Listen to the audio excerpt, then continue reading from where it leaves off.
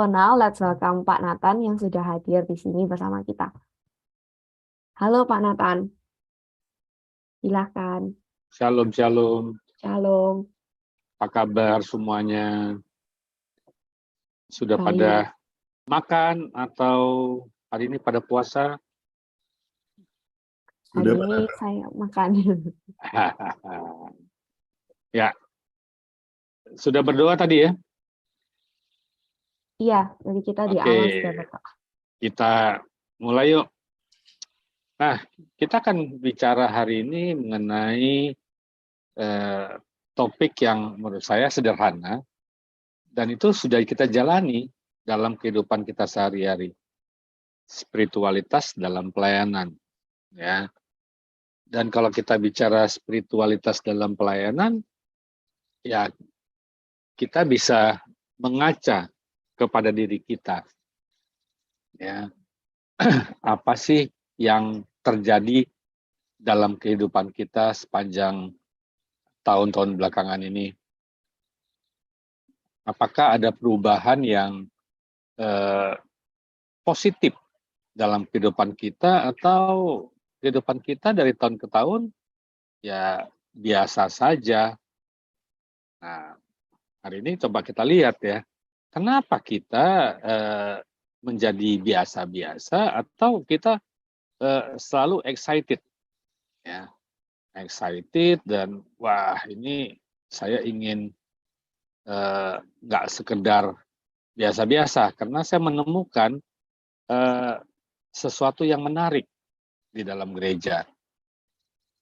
Nah, ketertarikan satu orang dengan orang lain itu ternyata berbeda-beda, ya, ketertarikan, ya, sama dengan hobi. Tiap-tiap orang punya hobi, tapi hobinya berbeda-beda, dan kita nggak bisa mengatakan hobi si A lebih keren daripada hobi si B. Ya, hobi si B biasa-biasa aja, ya.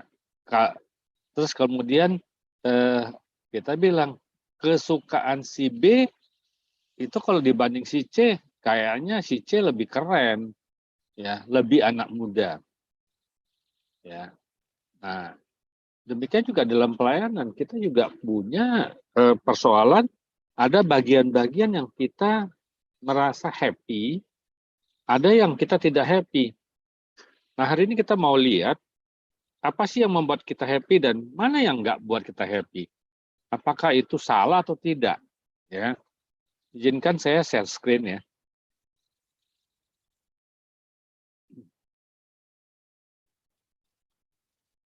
Iya Pak, silakan.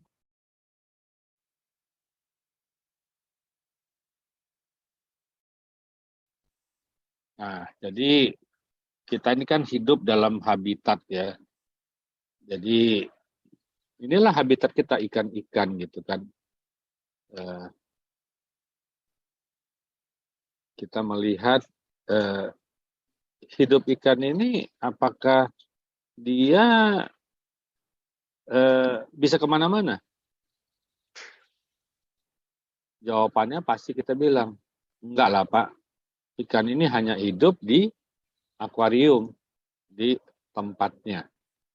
Nah, artinya apa? Kita yang bukan ada di dalam akuarium, itu kita bisa pergi kemana-mana, tapi tanpa kita melupakan habitat kita. Kita tidak melupakan ekosistem kita, yaitu Tuhan Yesus. Ya, Allah, Sang Pencipta langit dan bumi, itulah bagian dari kehidupan kita, dan kita nggak boleh lupa. Nah, kalau kita lihat spiritualitas dalam pelayanan, nah, saya ingin kita coba untuk memahami, ya.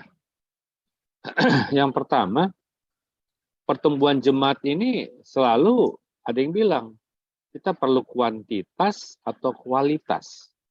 Kita perlu banyaknya jemaat atau kita perlu mutu daripada jemaat. Ya. Ada yang kekeh-semekeh, wah kita harus maunya mutu dong. Terus kuantitasnya gimana? Ya kuantitas dikit nggak apa-apa, yang penting mutunya. Tapi ada yang bilang, bahwa kita perlu kuantitas yang banyak. Jumlahnya banyak. Nah, kemudian kualitasnya gimana? Ya, itu terserah masing-masing lah. Tapi ada pandangan berikutnya lagi. Wah, kita perlu kuantitas. Kuantitasnya banyak. Kualitasnya harus bagus. Untuk itu kita lakukan yang namanya pemuritan. Ada pengajaran. Ya. Nah, yang kedua, untuk mencapai pertumbuhan jemaat itu harus disertai dengan proses pemuritan. Nah, ini yang dikatakan oleh beberapa teman-teman yang bilang, wah, kita jangan sekedar banyak-banyakan. Kalau banyak-banyakan, ya persoalannya banyak atau tidak banyak itu bukan ukuran masuk surga juga bagi gembala sidangnya, ya. Tetapi apakah kita menjalankan amanat agung? Apakah kita sudah melakukan sebagaimana firman Tuhan, yaitu penginjilan. Nah, persoalannya penginjilan ini kan nggak dilakukan oleh hanya gembala sidang, tapi oleh semua yang disebut murid.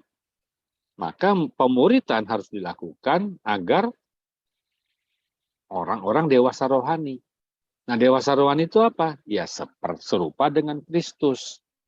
Jadi kalau pertemuan jemaat, kalau kita bicara spiritualitas dalam pelayanan, nah, spiritualitasnya serupa dengan Kristus. Artinya apa? Orang punya gairah, punya antusias untuk melakukan penginjilan, melakukan proses pemuritan. Nah, Pak, kan tadi saya kan sudah dimuridkan. Iya, setelah kita dimuridkan, kita harus memuridkan. Jadi apa? Itulah yang namanya disebut dengan multiplikasi. Kita dimuridkan, kemudian kita memuridkan. Orang yang kita muridkan, dia memuridkan lagi. Nah, semuanya ini harus bertahan serupa dengan Kristus. Berarti orang yang sudah memuridkan, dia punya generasi bisa 4, 5, 6, 7, 8, sampai ke bawah, nggak terhingga. Dan kemudian dia punya pemuritan yang lain. Iya, dia cuma nggak semuanya satu. Tapi dia punya cabang-cabang yang lain. Memuridkan terus, menerus. Nggak berhenti. Ya. Nah, kemudian kalau kita udah dewasa rohani, ya memiliki kerinduan untuk apa? Melayani. Bersaksi terhadap perubahan hidup.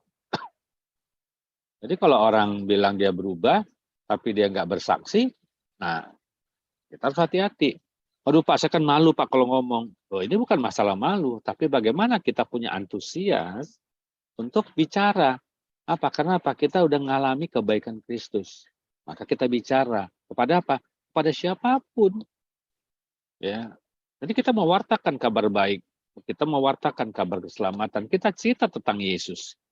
Ya. Dan ini pasti berdampak pada pertumbuhan jemaat.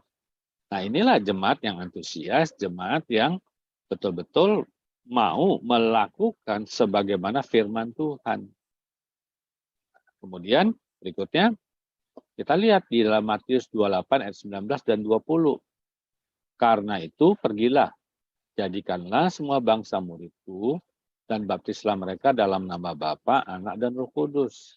Ayat 20, dan ajarlah mereka melakukan segala sesuatu yang telah kuperintahkan kepadamu, dan ketahuilah aku menyertai kamu senantiasa pada akhir zaman.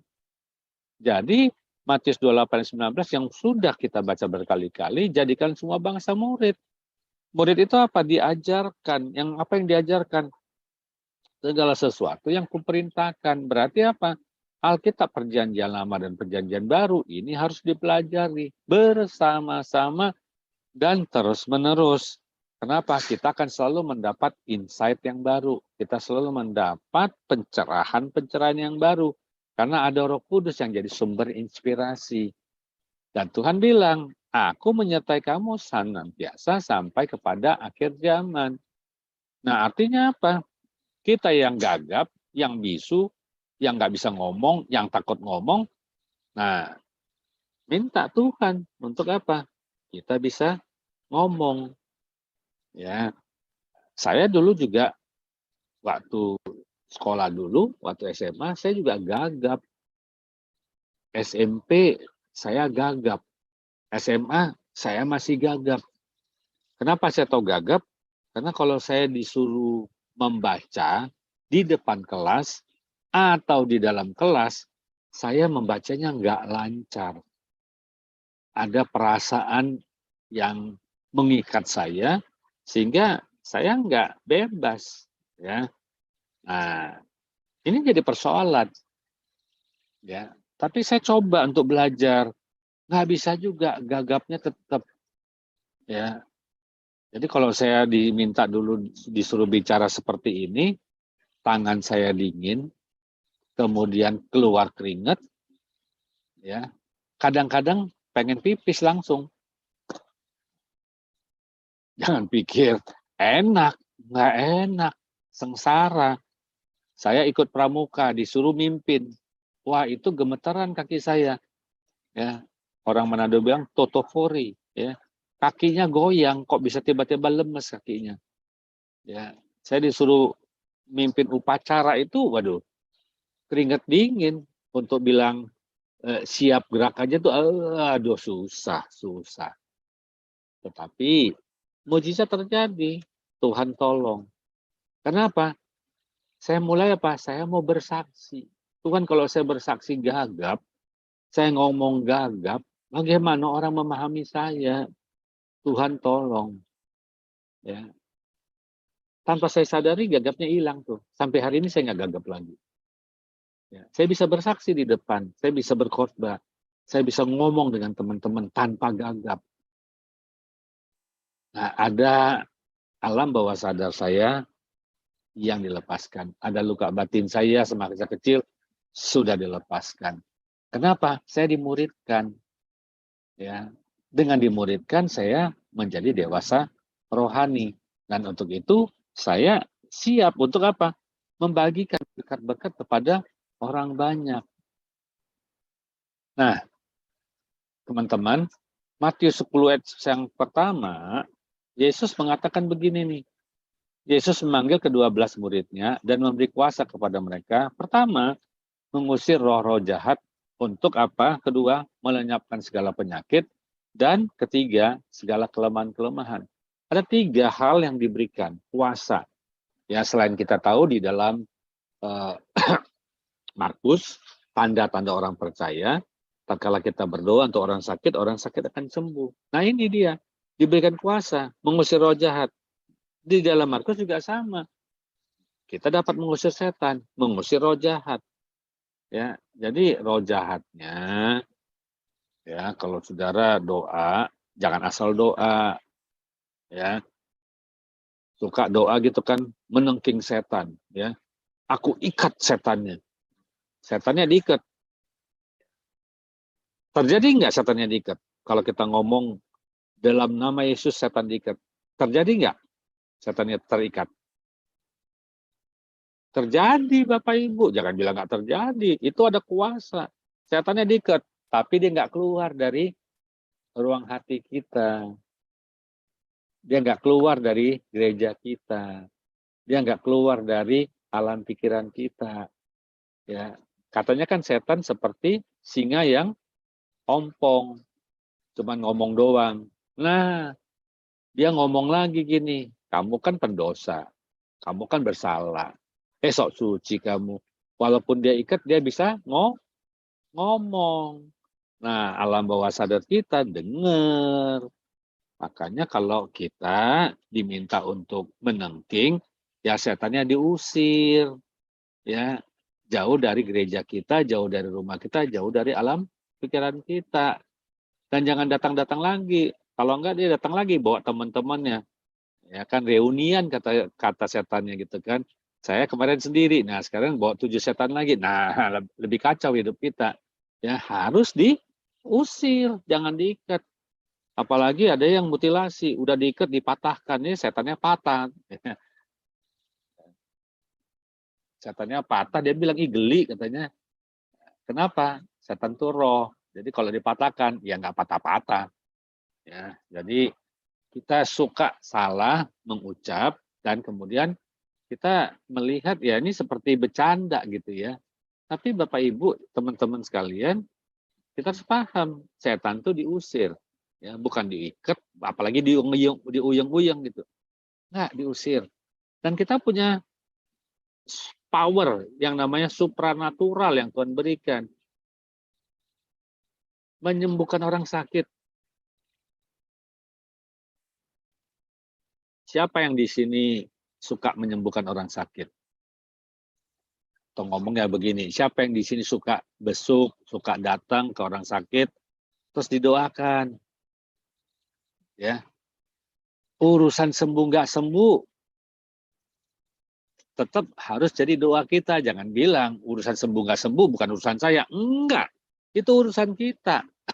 Jangan pernah ngomong sembuh nggak sembuh bukan urusan saya. Kalau enggak, ngapain kamu datang doain orang sakit kalau dia nggak sembuh? Ya, justru kita datang karena Tuhan apa? Mengasihi. Karena kita punya hati mengasihi orang yang sakit, maka kita minta, Tuhan sembuhkan dia. Kau kan udah beri. Nah, aku doain supaya orang ini sembuh. Jadi urusan kita ya Bapak Ibu ya. Nah, persoalan Tuhan mau sembuhkan atau tidak, nah itu urusan Tuhan. Ya. Jadi urusan kita tetap orang ini sembuh. Urusan Tuhan, biarkanlah rencana Tuhan yang jadi. Amin. Ada kairosnya Tuhan. Ya, saya pernah berapa kali doain orang nggak sembuh-sembuh. Malah besok saya ditelepon, Pak, orangnya udah jalan, udah meninggal. Tuhan, saya bilang, saya kan pengennya dia sembuh. Cuman saya diingatkan sama senior saya, ya kamu harus beriman orang itu sembuh. Jangan kamu tak beriman. Kalau tak beriman, ngapain kamu datang ke sana? Harus beriman. Orang-orang di sekitarnya harus beriman. Ya, ada pengakuan dosa, ada pengakuan Yesus sebagai juru selamat. Kita doakan orang itu, dan orang itu kita minta dalam nama Yesus sembuh. Ya, iman kita, keinginan kita sembuh. Tapi kedaulatan ada di tangan Tuhan Yesus. Ya, itu yang kita harus pahami. Ya, jadi firman Tuhan ini kita diberikan kuasa. Yang satu lagi apa? Mengalahkan kelemahan, karakter, perilaku. Jadi orang yang dewasa imannya, perilakunya juga berubah. Kalau dulu bawel, nggak bawel lagi. Ya, kalau dulu gagap, nggak gagap lagi. Kalau dulu sombong, nggak sombong lagi. Kalau yang suka flexing, nggak flexing lagi. Ya, kalau yang kikir banget, nggak kikir lagi mau berbagi. Nah, itulah perubahan, mengalahkan kelemahan. Kenapa? Tuhan ini menciptakan kita tuh sempurna. Ya, ingat Bapak, Ibu, teman-teman, Tuhan menciptakan kita sempurna. Tetapi DNA kita, DNA, jadi sel-sel yang dari orang tua kita, dari engkong, cucu, cicit, ngaco kita, itu mempengaruhi kehidupan kita, mempengaruhi diri kita. Maka firman Tuhan bilang kan, ada kutub keturunan. Sehingga sampai ketiga dan keempat. Nah, maka kita perlu memutuskannya. Memutuskannya bukan diputus-putuskan begitu aja. Memutuskannya dengan kita ada bersama Tuhan Yesus. Maka DNA yang jelek-jelek, yang dari makcuk kongcuk kita, dari kakek kita, dari orang tua kita, itu dipulihkan, disempurnakan, sehingga kita menjadi pribadi yang baik dan sehat. Ada keturunan cancer, ada yang kawin cerai, ada yang maling, ada yang pembunuh.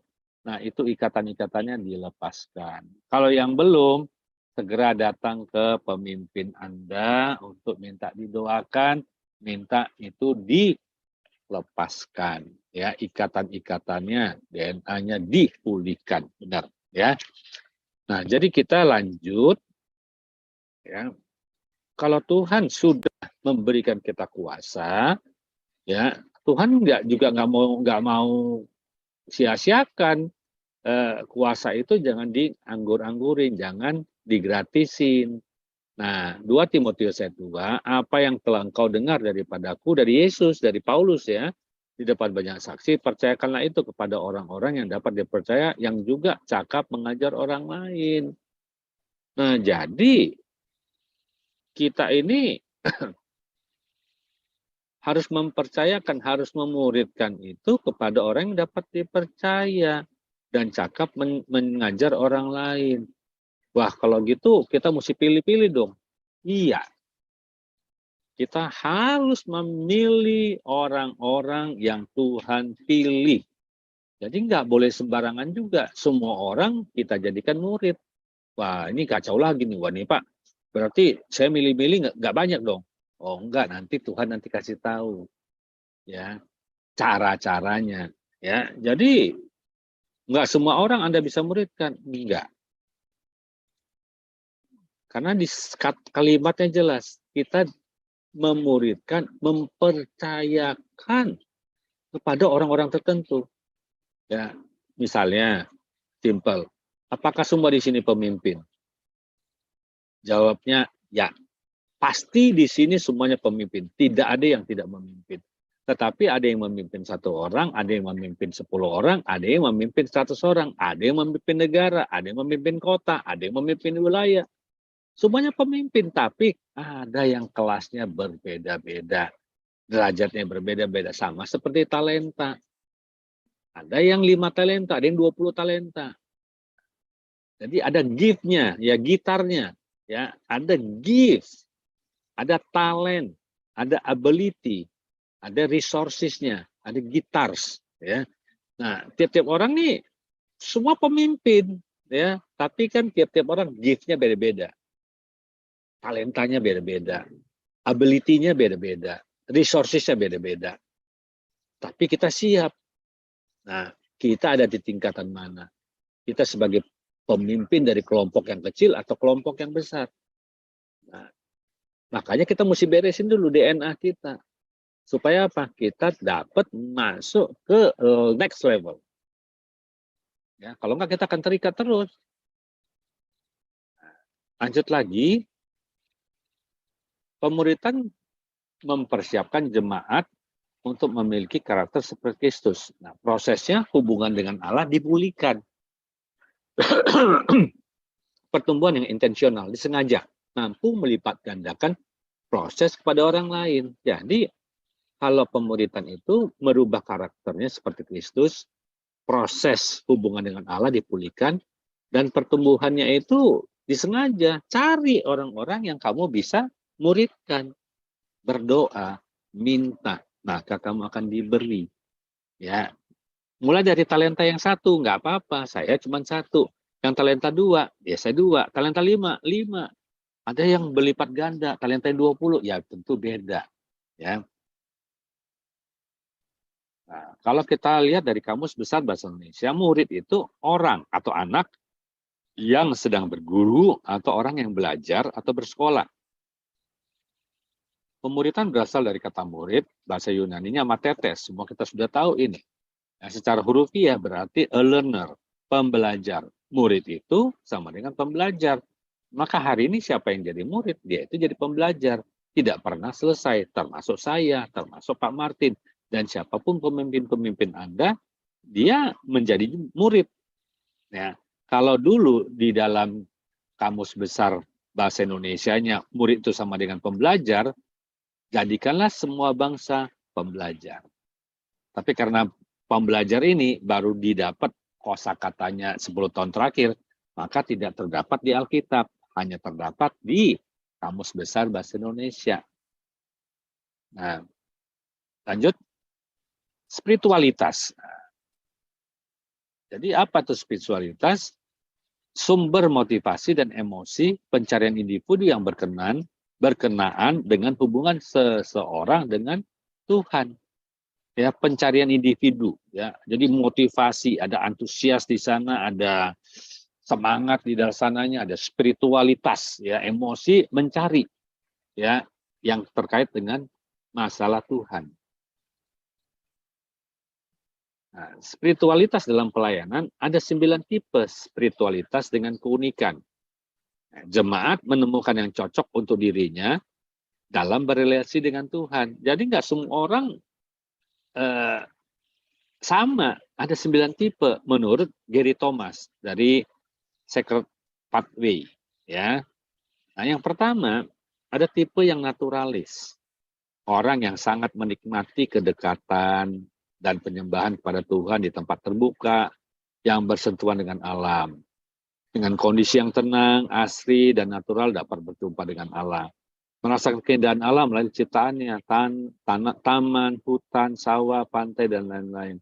Nah, ada orang yang naturalis ini, dia suka menyendiri di tempat-tempat yang alam terbuka. Di situ dia merasakan damai sejahtera. Di situ dia dapat menyembah Tuhan dengan tenang. Ya, tentu beda dengan orang yang kedua, tipe indrawi. Orang yang menikmati suasana penyembahan yang dekat dengan Tuhan melalui keindahan visual, suara, wewangian. Ya, di gereja kita sekarang ada yang namanya audio visual. Ya, ada yang namanya multimedia. Ya, ibadah yang menstimulasi panca indera mereka merupakan satu yang menarik ketika mereka dapat melihat, mendengar, mencium, merasakan hadiratnya. Mencium maksudnya apa? Ya, ruangannya sejuk, ber-AC, ya, membawa kenyamanan. Ya, biasanya ini terjadi dalam perjamuan kudus ketika musik dialunkan dengan benar, teratur, ya, melihat arsitektur dan tata ruang gereja yang indah. Ya, ada orang senang dengan model-model gereja seperti gereja-gereja Katolik, gereja-gereja katedral. Wah, rasanya seperti Tuhan hadir di situ. Ya, jadi inderanya merasakan, wah, ada hadirat Tuhan, saya bisa menyembah Tuhan. Ya, ada wangi-wangian, ada dupa dan sebagainya. Itu membuat dia merasa nyaman dan dekat dengan Tuhan. Beda lagi dengan tipe ketiga, tipe tradisional, menikmati kedekatan dengan penyembahan kepada Tuhan melalui ritual, simbol, dan tradisi. Ya, mengembangkan kebiasaan atau ritual doa pagi, saat teduh, perenungan firman Tuhan, dan menjaga kekudusan hidup.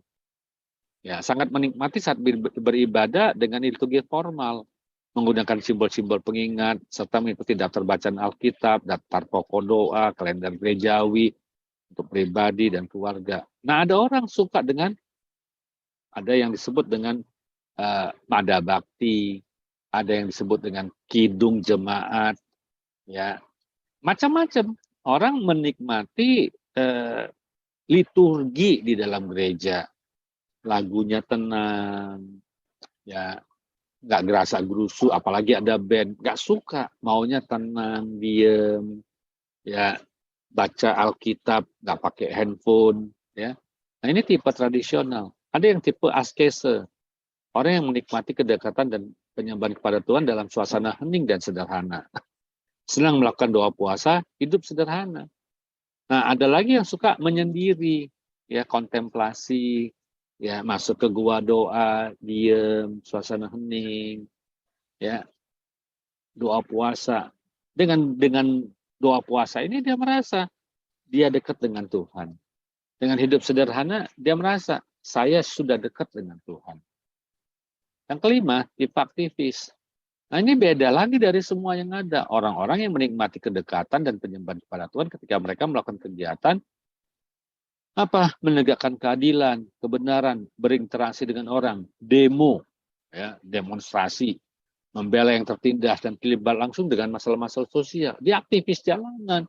Kalau dia udah bisa lakukan seperti itu, dia merasakan, wih, saya ini berguna bagi Tuhan, berguna bagi masyarakat, dan saya ini menjadi suara kenabian. Ya. Ada tipe pemerhati, orang yang menikmati kedekatan Allah dalam penyembahan dan dengan melayani dan memperhatikan sesama. Ya, pelayanan konseling, ya, memberi makan, ya, pelayanan kepada napi di penjara, panti asuhan, tempat penampungan korban bencana. Nah, dia punya yang namanya compassion. Jadi kalau urusan-urusan seperti demo-demo, enggak lah. Urusan seperti nyanyi-nyanyi, enggak lah. Bagi dia yang penting saya datang kepada panti asuhan, rumah jompo, ya, menghibur di sana, ya, bermain-main di sana, memberi makan kepada orang miskin, ya konseling, mendengarkan. Nah, inilah bagian yang dia nikmati sebagai tipe pemerhati. Yang 7 tipe antusias. Orang yang menikmati kedekatan penyembahan kepada Tuhan dengan suasana ibadah yang meriah, bertepuk tangan, bersorak-sorai. Ya, mereka menyelami perjumpaan dengan Allah, merasakan hadiratnya dengan perasaan meluap dengan sukacita. Ya, saya yakin banyak di sini yang tipe 7 ya, antusias ya. Kalau nggak ada band, nggak ada musik, nggak bisa nyembah. Nah, kita harus belajar supaya apa? Kita bisa nyembah Tuhan. Tetapi ada orang yang enggak, saya senangnya yang rame.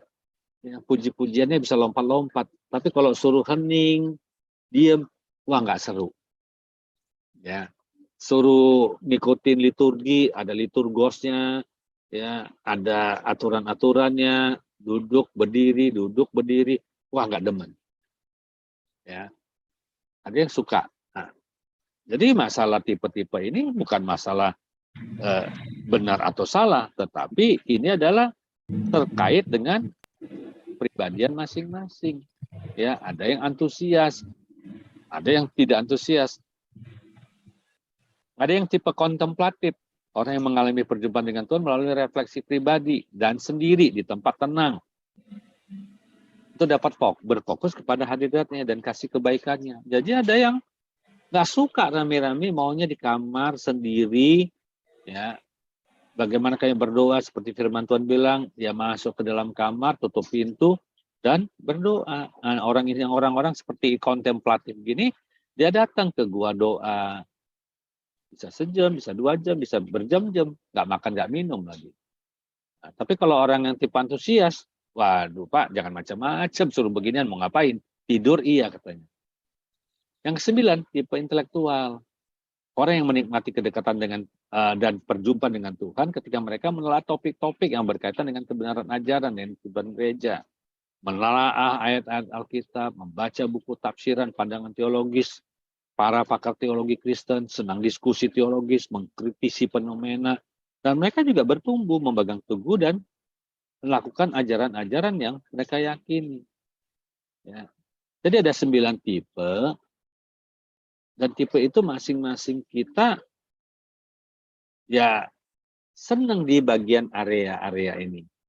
Ya, nah makanya di sini kan pemimpin-pemimpin. Nah, jadi nanti kalau kita memuridkan orang, ada yang suka tipenya kontemplatif.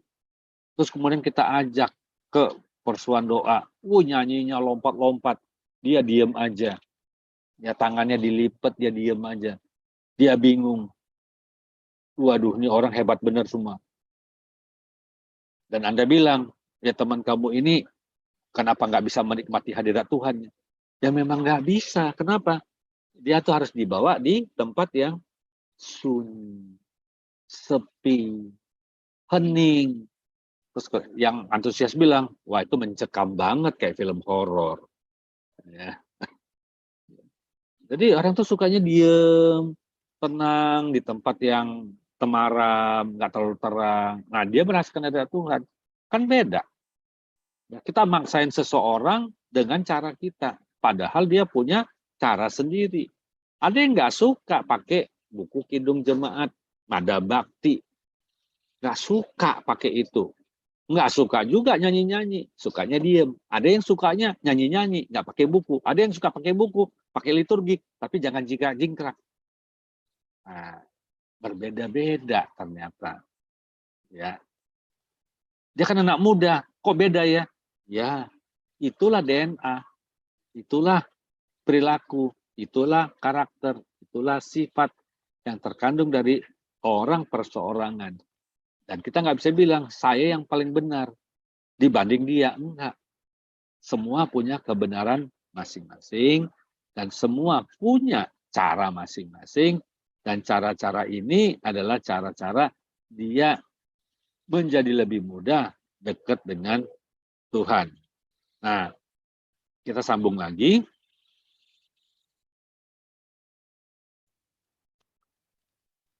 Jadi terdapat keragaman spiritualitas sehingga satu program tidak dapat mengakomodir seluruh jemaat.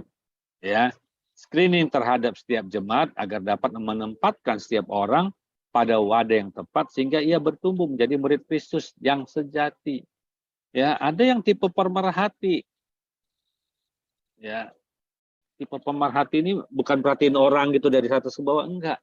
Dia itu orang yang betul-betul care, peduli, ya punya compassion terhadap orang-orang yang susah. Ya. Kalau tipe antusias, dia maunya tepuk-tepuk tangan, seru perhatiin orang. Iya sih dia perhatiin sebentar aja, yang cowok perhatiin mana cewek-cewek yang cakep. Cewek-cewek, mana cowok-cowok yang ganteng. Nah, enggak begitu. Orang yang tipe pemerhati dia nggak peduli itu cakep atau cantik, tapi dia melihat apakah orang ini punya kebutuhan nggak, kebutuhan apa yang paling mendasar. Nah ini yang jadi penting, sehingga kita dalam membentuk tim, oh ini orang yang khusus ini, ya nggak banyak orang-orang tipe seperti ini. Ya, dia bisa menjadi konselor, dia bisa jadi teman bagi orang yang berkesusahan. Tapi ada yang tipe intelek, disuruh begitu, dia bilang, jangan bikin gua pusing, ya suruh perhatiin orang. Dia sukanya apa? Diskusi, debat teologi, ya ada gitu kan, saudara. Ketemu tuh nanti orang-orang kalau diperhatikan sekitar saudara, ya ketemu orang yang suka debat teologi, ngomongin teologi melulu. Nah, orang-orang ini bisa jadi pengajar. Ya, tipe pengajar sebenarnya tipe-tipe orang yang bisa membuat konsep. Kenapa? Mereka mempelajari sesuatu. Ya. Jadi ada 9 tipe itu, nanti kita lihat kita ada di mana. Ya, karena sudah tahu nanti, oh ya saya ada di sini. Terus yang kita muridkan bagaimana? Nah mereka ada di mana? Supaya apa? Spiritualitas kita terbangun. Kenapa? Kita sudah tahu orang-orang yang ada di dalam komunitas kita, di dalam kelompok kita, di dalam wadah yang kita pimpin. Jadi kita nggak bisa lagi sembarangan untuk nunjuk si ini, dan kalau dia nggak mau kita bilang, wah kamu nggak nggak dewasa rohani. Bukan begitu. Ya, tipe yang tradisional nggak suka penyembahan lama-lama. Tapi kalau orang yang suka kontemplasi, penyembahannya itu setengah jam, jangan cepet-cepet, tambahin lagi aja setengah jam. Nah, ketemu yang tipe yang intelektual, 2 orang nyembahnya lama amat, kapan ngomongnya? Ya, penyembah kan nggak ngomong-ngomong, cuma langsung dengan Tuhan, bahasa roh, nyanyi, muji Tuhan, menyembah. Ya bagi dia ilah lama amat. Ya. Nah, jadi ada tipe-tipe orang. Ya, jadi jangan kita juga tersesat karena kita nggak paham. Nah, melalui firman Tuhan hari ini kita jadi paham bahwa Tuhan ini memberikan orang yang namanya gift-nya berbeda, talentanya berbeda, ability-nya berbeda, resources-nya berbeda. Nah, karena ada perbedaan-perbedaan itu, maka kita juga harus membuat beragam model, pola, program yang sesuai dengan orang yang ada. Bukan suara terbanyak. Ini bukan demokrasi. Ya, demokrasi itu belum tentu bagus. Ya, kalau banyak orang brengsek, mohon maaf, memilih, ya ada 40 orang kita di sini gitu ya, 43 orang. Terus misalnya nih, kita ini suka judi sebagian besar. Terus demokrasi dong. Kita pilih mau judi atau mau makan. Ya karena di sini banyak yang penjudi, ya secara demokrasi akan dipilih lebih bagus berjudi daripada makan. Nah, kan jadi ngawur.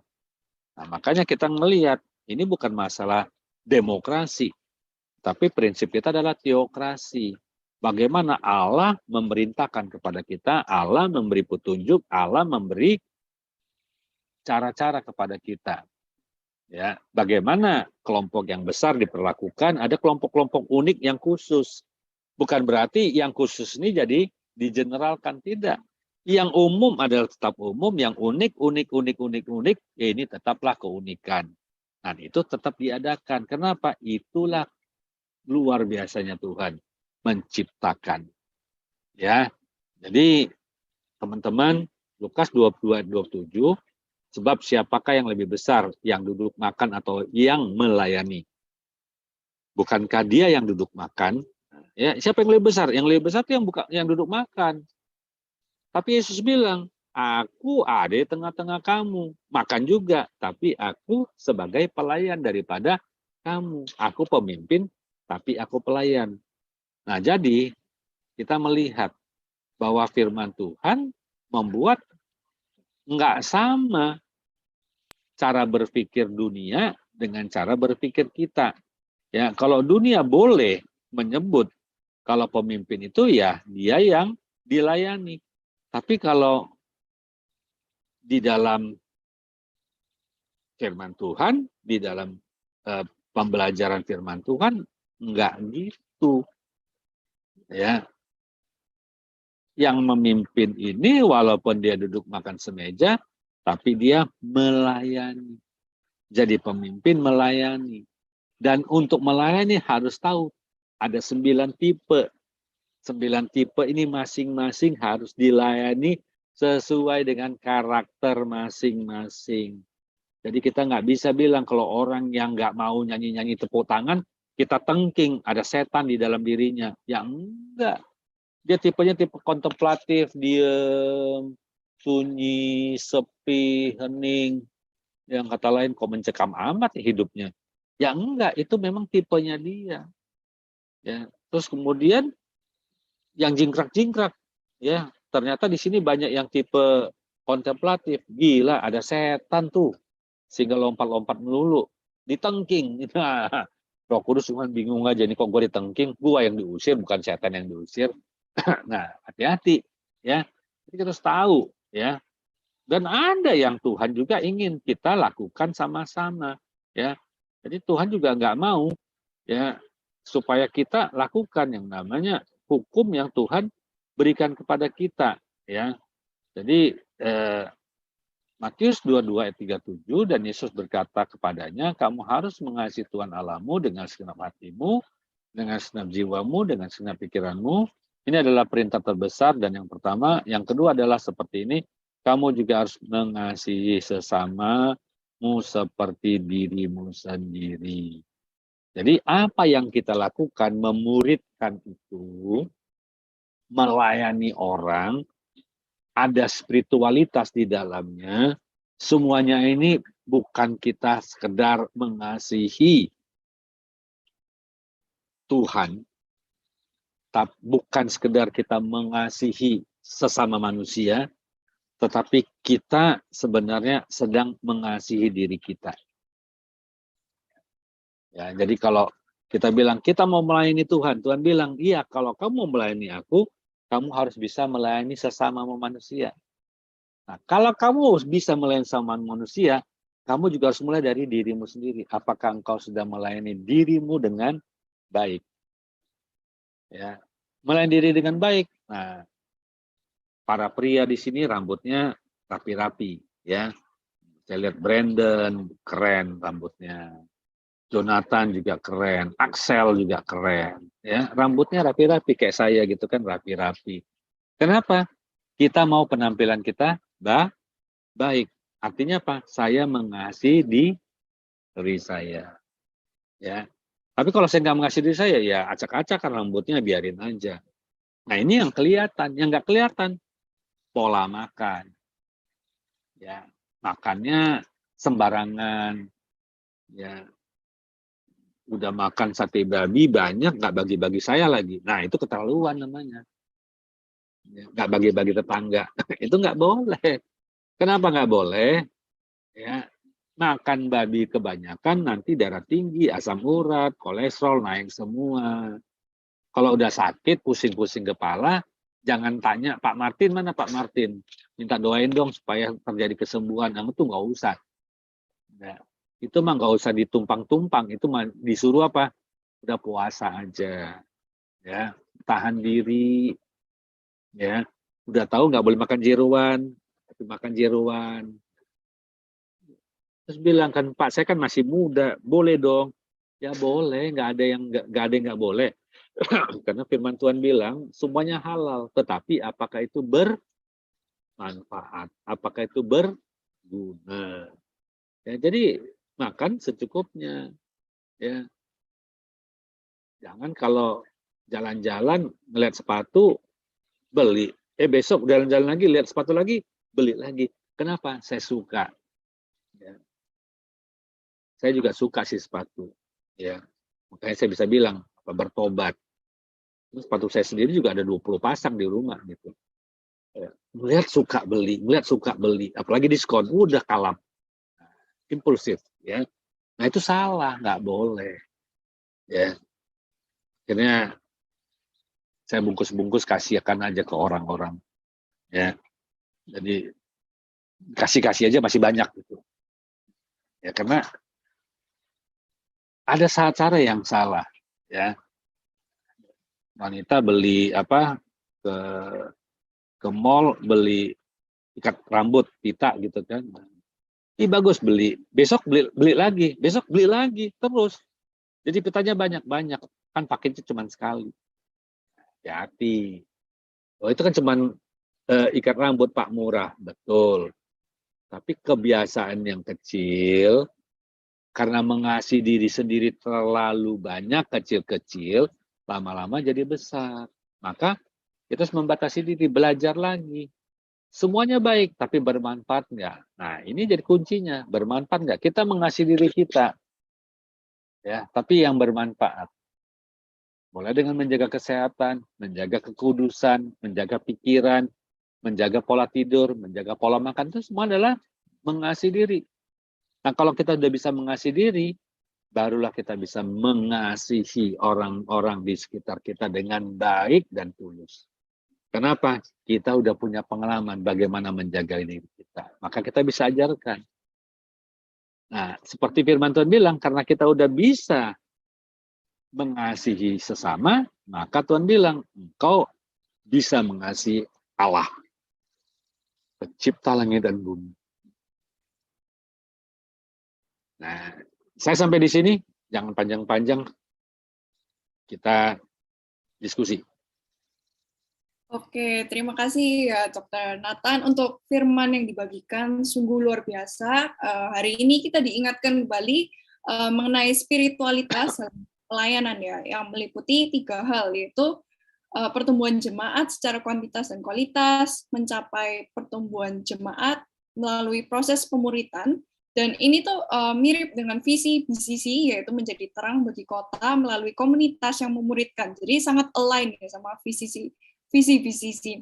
Dan pemuritan ini sendiri itu akan menghasilkan dewasa rohani ya, yang artinya serupa dengan Kristus. Dan ini juga merupakan arti memiliki kerinduan untuk melayani ya, dewasa rohani. Dan dewasa rohani ini bisa menghasilkan juga bersaksi terhadap perubahan hidup, menjalankan amanat agung seperti visi BCC juga 2022, menerima kuasa dan menjadi saksi Kristus. Kita kembali diingatkan, dan juga dewasa rohani, kita menjadi mewartakan kabar baik, dan juga berdampak pada pertumbuhan jemaat.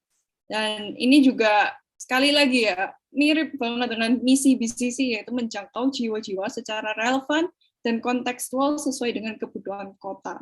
Saya nggak janjian loh.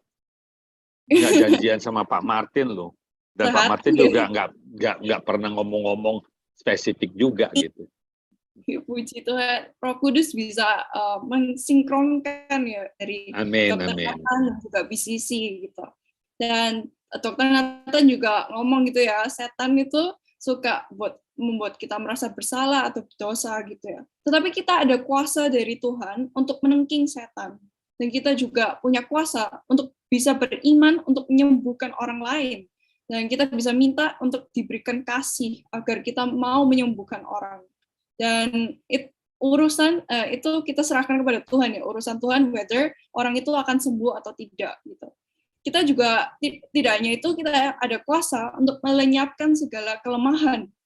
Dan misalnya ya kita nggak bisa ngomong atau nggak bisa, malu gitu ya untuk berbicara di depan publik, kita juga bisa meminta bantuan kepada Tuhan untuk bisa ngomong gitu. Untuk luka batin juga atau ikatan-ikatan kita juga bisa untuk dilepaskan melalui pemuritan, yaitu bisa juga melalui DNA atau stem cell yang udah ada di sisi ya. Dan menjadi dewasa rohani itu berarti kita perlu ada proses untuk keterbukaan yang bakalan memulihkan setiap diri kita. Dan Dr. Nathan juga sharing yang sangat menarik ya, tadi ada 9 tipe spiritualitas. Jadi nggak semua orang itu sama gitu ya, semua orang pemimpin, tetapi juga memiliki talenta yang berbeda-beda. Dan 9 tipe itu apa aja ya? Tadi ada naturalis, indrawi, tradisional, askese, aktivis, pemerhati, antusias, kontemplatif, dan intelektual. Jadi nggak ada yang salah ya, semuanya itu sesuai dengan kepribadian kita masing-masing. Dan sebagai seorang pemimpin, kita harus ada hati yang melayani dan mengerti bahwa setiap orang itu berbeda. Jadi kalau ada teman kita yang misalnya beda gitu ya, kita nggak boleh dan memaksakan mereka untuk mengikuti cara kita gitu. Karena meskipun berbeda, ya tetapi kita perlu mengerti gitu ya, posisi setiap orang itu mungkin mengalami Tuhannya itu berbeda dan bertumbuh menjadi murid Kristus yang sejati mungkin bisa berbeda-beda gitu. Dan terakhir dari Dr. Nathan juga tadi bagus banget ya message-nya, yang spiritualitas bukan cuma mengasihi orang lain, tetapi juga mulai dari mengasihi dan melayani diri sendiri dengan baik, yaitu melalui menjaga kekudusan, kesehatan, atau pikiran dari kita. Dan itu aja mungkin rangkumannya dari aku. Selanjutnya kita ada sesi Q&A ya teman-teman. Boleh dilanjutkan. Terima kasih. Sekarang kita mau closing dan kita mau doain juga ya untuk Pak Nathan Feli yang akan doa. Amin. Ya. Mari kita berdoa ya teman-teman. Bapa yang di surga, terima kasih Tuhan atas firman-Mu yang Engkau telah bagikan melalui hamba-Mu, Dr. Nathan. Tuhan, Engkau yang terus berkati dan tuntun Tuhan langkah hidupnya Dr. Nathan. Tuhan, semoga Engkau terus memakai Dr. Nathan untuk bisa menjadi saksi-Mu Tuhan dan menjalankan amanat agung Tuhan dan memberitakan firman-Mu sampai ke ujung dunia Tuhan. Engkau Bapa yang terus menyertai Dr. Nathan, memberikan hikmat dan pengertian yang semakin dalam lagi untuk bisa membantu banyak orang-orang di dunia ini Tuhan. Dan Engkau juga Tuhan, tolong berkati juga kesehatan Dr. Nathan Tuhan, Engkau yang jaga kesehatannya dan juga Engkau yang berkati juga keluarganya Tuhan, anak-anaknya juga Tuhan yang anak-anak Dr. Nathan, Engkau yang tahu Tuhan rencana untuk anak-anaknya Tuhan, Engkau juga yang akan memakai anak-anak dari Dr. Nathan semakin dalam lagi Tuhan untuk kemuliaan nama-Mu Tuhan. Dan kami serahkan Dr. Nathan ke dalam tangan-Mu Tuhan, Engkau yang sertain hari-harinya dan penuhi dengan sukacita yang daripada-Mu Tuhan. Di dalam nama Tuhan Yesus kami berdoa. Amin. Amin. Terima kasih banyak. Daripada Tuhan, berkat daripada Allah Bapa, cinta kasih oleh Tuhan Yesus Kristus, Sampurna Roh Kudus boleh menyertai kita semua. Kita terima segala berkat ini dalam nama Tuhan Yesus Kristus. Mari sama-sama kita katakan amin. Amin. Pak Nathan, thank you Pak Nathan. Terima kasih Pak Martin. Dari tadi masih mengikuti, lagi sedang di rumah sakit, jadi lagi sedang ada perawatan, tindakan juga operasi, jadi aku lagi biasa. Ini sebentar lagi mungkin baru selesai. Tapi aku menyimak dari tadi. Terima kasih banyak Pak Nathan, luar biasa. Ya, terima kasih. Segera pulih Pak di dokternya. Oke, terima kasih. Mohon izin. Sampai ya semua. Bless. Terima kasih. Hai BCC Family, hope you are blessed dengan firman Tuhan yang telah dibagikan. Remember, the Bible said, berbahagialah orang yang mendengarkan dan mentaati firman Allah. So together, let's try to put today's word of God into practice. Oh, dan aku encourage kita untuk boleh sama-sama follow BCC's Instagram and subscribe to our YouTube account supaya kita boleh terus sama-sama diperlengkapi dan bertumbuh untuk menjadi semakin serupa Kristus. Bagi teman-teman yang membutuhkan dukungan doa, konseling, atau komunitas untuk bertumbuh, you are very welcome to DM us on Instagram atau juga bisa email pada alamat yang tertera. See you soon ya BCC Family. God bless.